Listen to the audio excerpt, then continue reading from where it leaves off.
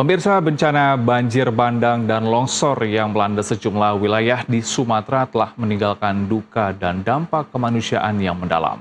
Ribuan warga terpaksa mengungsi, akses kesehatan terganggu, dan kebutuhan dasar masih terus diperjuangkan. Dan berikut kami akan hadirkan grafis dalam tayangan berikut ini.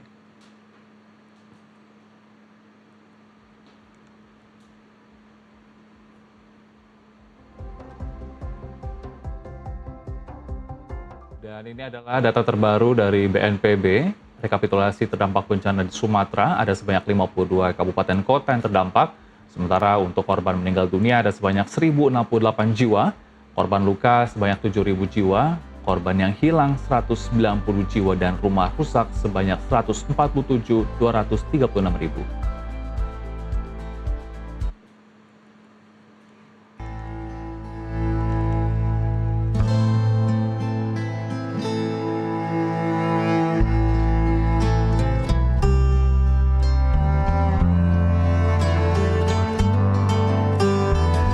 Pemirsa, dalam situasi darurat seperti ini, kehadiran dan kesiapsiagaan semua pihak menjadi sangat penting. Bukan hanya pemerintah, namun juga lembaga kemanusiaan dan masyarakat bersatu dalam semangat solidaritas untuk membantu sesama. Hari ini kami akan mengulas bagaimana respon kesehatan dan kemanusiaan yang dilakukan, tantangan di lapangan, serta apa yang bisa kita lakukan bersama untuk Sumatera. Dan saat ini sudah hadir di studio Dr. Yeni Purnamasari, General Manager Divisi Kesehatan Dompet Duafa. Halo, selamat siang Bu Yeni. Selamat siang. Iya, gimana kabar, sehat ya Bu ya? Alhamdulillah sehat. Oke, Bu Yeni, kita sudah saksikan bersama tadi data yang disampaikan oleh BNPB. Kemudian bagaimana dari Ibu sendiri memberikan gambaran kondisi terkini di wilayah Sumatera? Ya, sejak bencana yang terjadi banjir bandang, sebetulnya kami sudah turun langsung ke lapangan melihat terutama di 3 wilayah. Di Provinsi Aceh, Sumatera Utara, dan Sumatera Barat.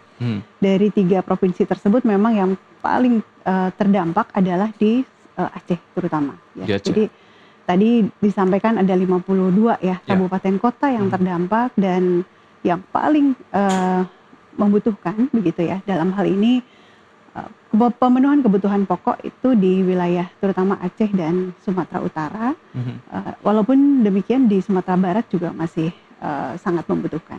Oke, sebenarnya kalau Ibu bisa mempotret bagaimana kondisi real di sana, itu bagaimana? Apakah juga memang sangat memprihatinkan dari segi kesediaan logistik, kemudian juga dari infrastruktur yang masih belum dapat diatasi oleh pemerintah, atau bagaimana?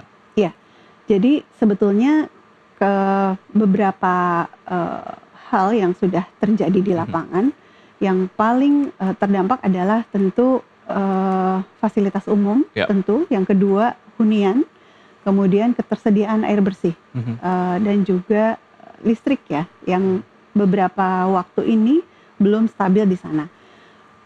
Akses jalan, koordinasi ke antar desa, antar kecamatan, itu juga terputus. Gitu. Jadi banyak sekali wilayah-wilayah yang juga masih terisolir, belum bisa dijangkau melalui bantuan, kalaupun bisa harus dengan perahu atau dengan berjalan kaki, bahkan motor trail atau kendaraan taktis begitu ya, yang bisa menempuh medan yang tidak mudah di sana begitu. Bencana di Sumatera sudah 3 minggu. Betul. Kemudian bagaimana dari tim Ibu sendiri untuk bisa mengalokasikan distribusi bantuan, logistik, dan juga lain sebagainya? Ya, di lapangan beberapa data yang kami kumpulkan. Pertama, kebutuhan dasar yang belum bisa terpenuhi, diantaranya adalah kebutuhan evakuasi. Gitu ya. Jadi tahap awal sekali kita melakukan evakuasi, karena banyak korban yang masih hilang begitu ya. Bersama dengan BPBD, Basarnas, kita melakukan evakuasi. Lalu yang kedua, pemenuhan kebutuhan pokok. Jadi logistik bahan pangan itu sangat krusial di lapangan dibutuhkan, sehingga kita kemudian mendistribusikan dalam 2 jenis bahan pokok makanan. Kemudian yang kedua, kita mendirikan dapur-dapur umum untuk bisa menyajikan makanan siap saji. Yang ketiga terkait dengan air bersih.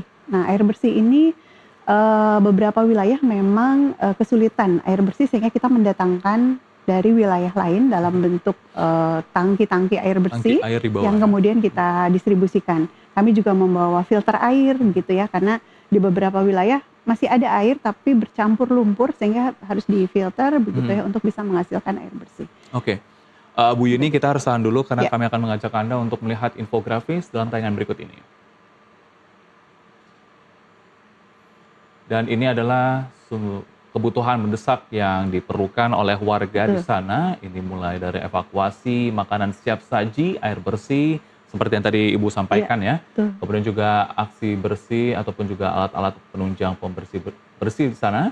Kemudian ada wifi, charger, paket sembako, logistik yang non-food atau non-makanan, kebutuhan bayi, ibu, dan lansia, dapur PMBE, kemudian juga ada dapur keliling layanan medis. Nah, kalau dari beberapa kebutuhan mendesak yang dilakukan oleh yang dibutuhkan oleh masyarakat di sana dari Dompet Duafa sendiri, ini sudah terpenuhi atau seperti apa, Ibu? Iya, data kebutuhan mendesak ini sebagian besar sudah kita penuhi. Mhm.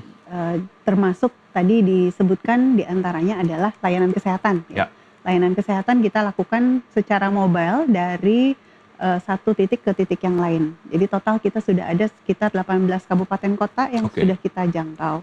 Yang kedua, Mhm. kebutuhan terhadap kelompok rentan. Ya. Karena kelompok rentan ini kan katakanlah kita sudah ada dapur umum, tapi kemudian belum bisa memenuhi kebutuhan kelompok rentan seperti Mhm. bayi balita, kemudian ibu hamil, Lansia ibu juga ya? menyusui, lansia. Jadi Betul. beberapa Jadi kita kelompok membuka, itu. betul, kita membuka dapur khusus untuk kelompok rentan. Oke. Jadi kalau ada bayi balita kita sesuaikan teksturnya, kita membuat bubur, gitu ya, makanan yang memang memenuhi gizi seimbang, Mhm. itu kita lakukan. Termasuk kita ada tadi pemenuhan hygiene kit. Kebersihan Jadi di sana ya? kebersihan Mhm.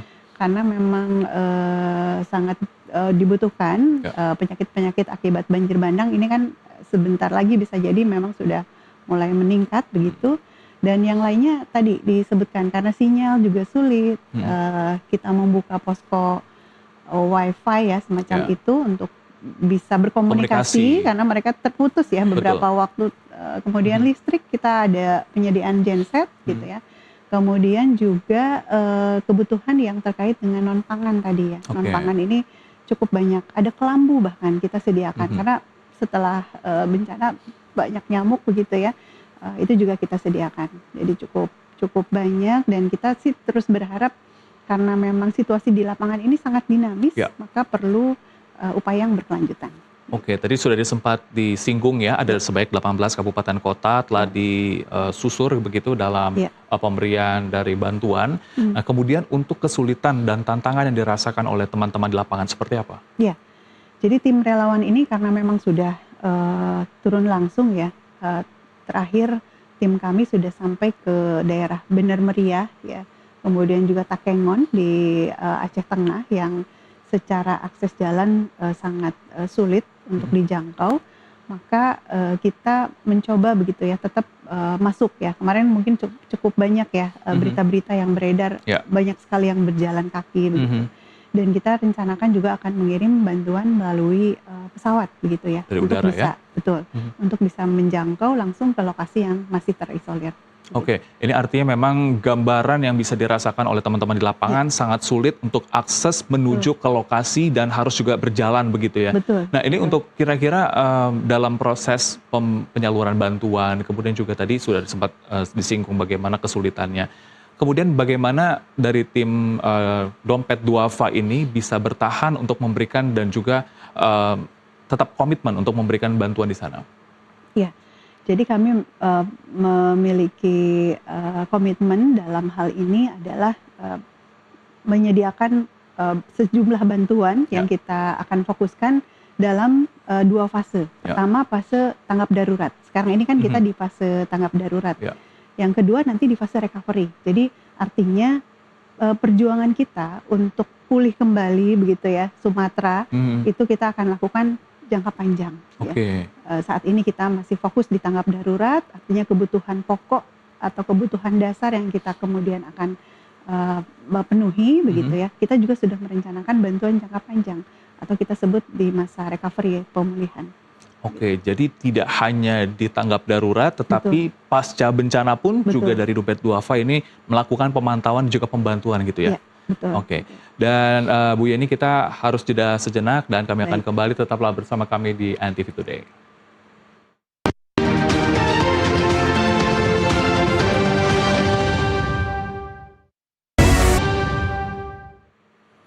Terima kasih Anda masih bersama kami di NTV Today. Pemirsa, kalau di segmen sebelumnya kita sudah membahas bagaimana apa yang dilakukan oleh Dompet Duafa dalam menangani bencana di Sumatera, tidak hanya melakukan di tanggap bencana, tetapi juga pasca tanggap bencana, ini adalah proses pemulihan juga dilakukan pemantauan oleh Dompet Duafa. Dan kita masih bergabung bersama Dr. Yeni Purnamasari, General Manager Divisi Kesehatan Dompet Duafa.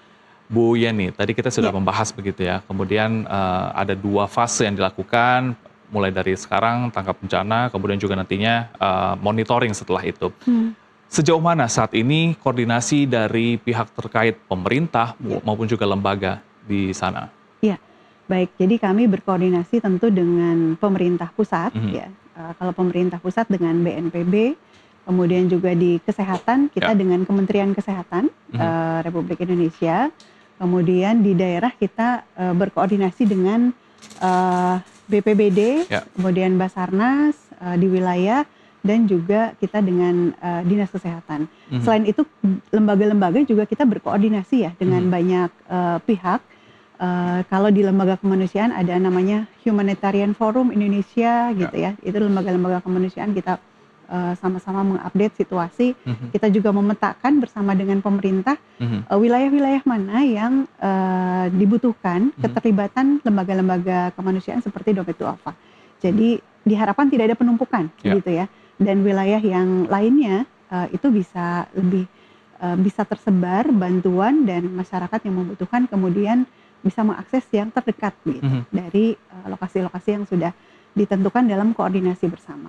Artinya itu sangat penting dalam memberikan koordinasi antara lembaga, kemudian juga dari pemerintah setempat terkait pengiriman bantuan dilakukan oleh Dompet Duafa begitu ya? Betul, betul. Jadi kami selalu berkoordinasi karena memang wilayahnya cukup luas, sehingga wilayah mana yang kemudian belum terjangkau, ini coba kita lakukan proses.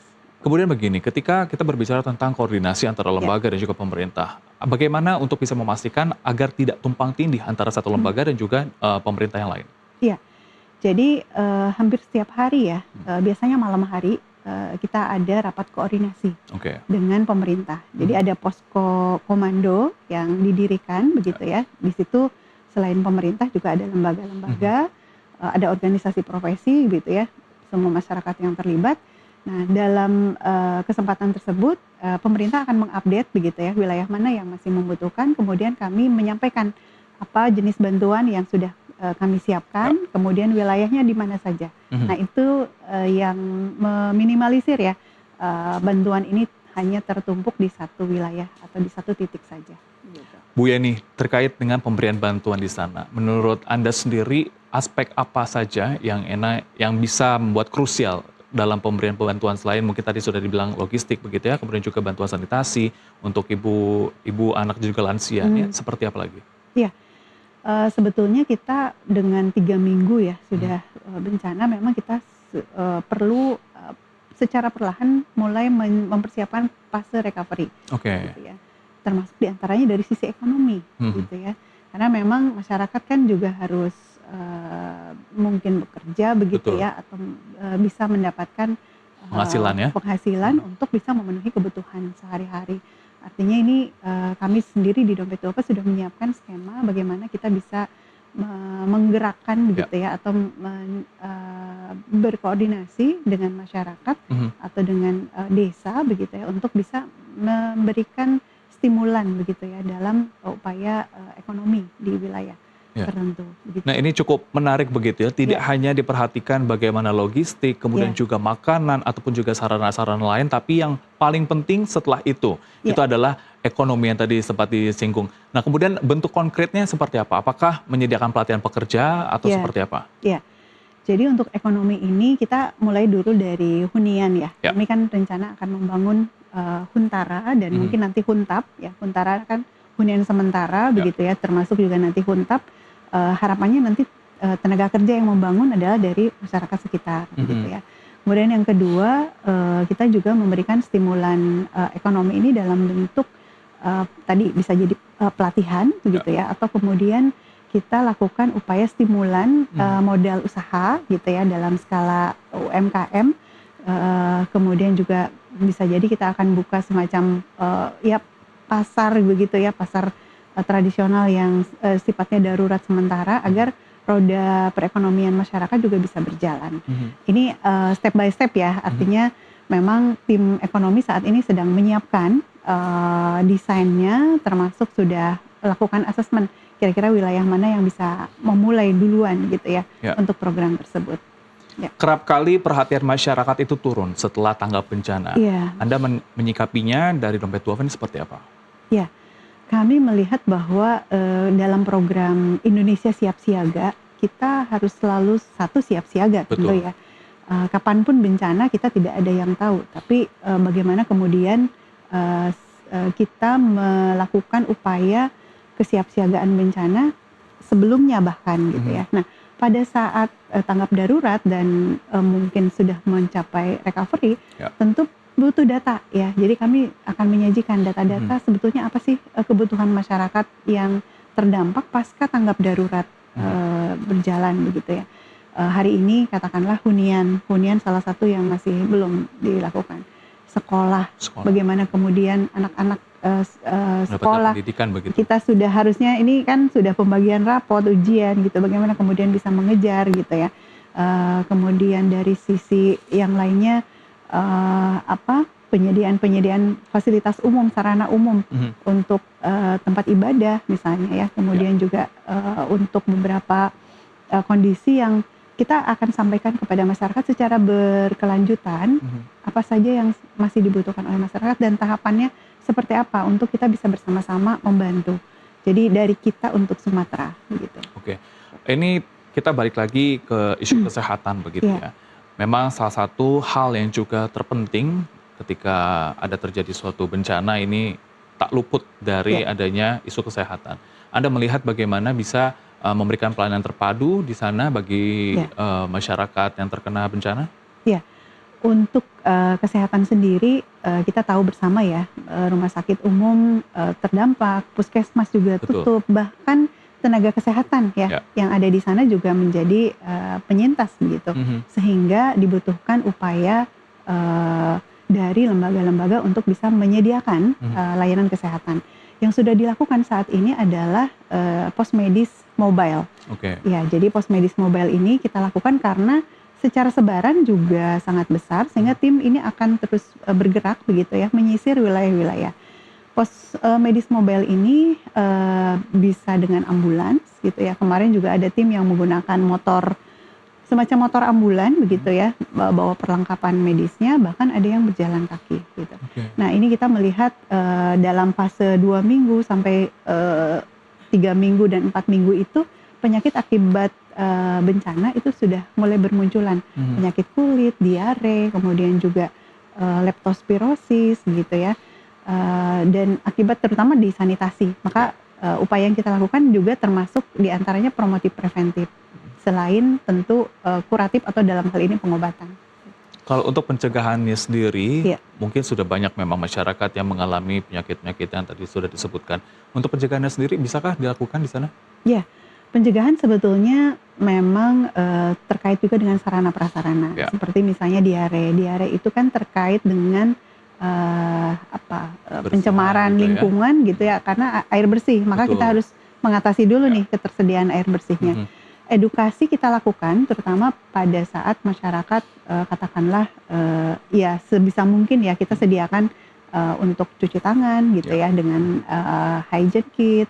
Lalu upaya-upaya kita menyampaikan apa saja sih yang harus diwaspadai, alas kaki, begitu ya, termasuk penyediaan kelambu. Itu kan sebetulnya kita lakukan upaya pencegahan untuk mengurangi setidaknya dampak yang bisa terjadi pada saat bencana atau setelah bencana.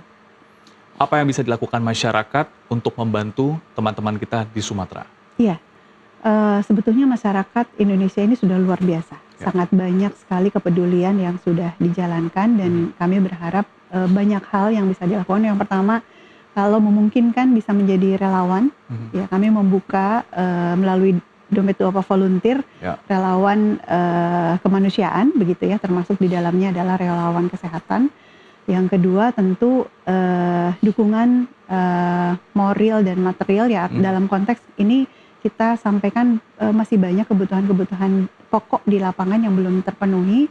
Yang ketiga tentu kita mengkomunikasikan gitu ya secara baik bahwa Indonesia saat ini kita sedang bersama-sama mencoba mengatasi situasi yang ada. Sumatera tidak sendiri begitu ya, dan kita akan support tentu dengan berbagai pihak yang terkait begitu. Oke. Kalau tadi sudah dari berbicara tentang masyarakat, kemudian dari pihak pemerintah seperti apa? Ya. Kalau dari pemerintah kami berharap memang koordinasi di lapangan akan semakin baik ya. Walaupun kemarin kan banyak yang masih terdampak begitu. Berangsur-angsur sudah mulai ada sih beberapa koordinasi dan kita update setiap waktu. Harapannya nanti pemerintah juga akan lebih kuat begitu ya dalam posisi hadir ya di masyarakat secara langsung, dan kami lembaga kemanusiaan akan support apa yang belum atau masih dibutuhkan. Baik, tentunya juga kita berharap untuk bantuan juga bisa secara menyeluruh begitu ya, tidak hanya di wilayah-wilayah yang memang menjadi perhatian, tetapi juga banyak sebenarnya teman-teman kita, masyarakat di sana yang juga harus mendapat perhatian. Dan pemirsa, bencana memang datang tanpa peringatan, namun kekuatan solidaritas, kesiapsiagaan, dan kepedulian adalah hal yang bisa kita bangun sejak dini. Apa yang terjadi di Sumatera menjadi pengingat bahwa keselamatan dan kemanusiaan adalah tanggung jawab bersama. Setiap dukungan sekecil apapun memiliki arti besar bagi mereka yang sedang berjuang memulihkan kehidupan. Terima kasih Bu Yeni Purnamasari, GM Divisi Kesehatan Dompet Duafa untuk waktunya. Sehat selalu. Dan pemirsa, kami akan kembali usai jeda, tetaplah bersama kami di NTV Today.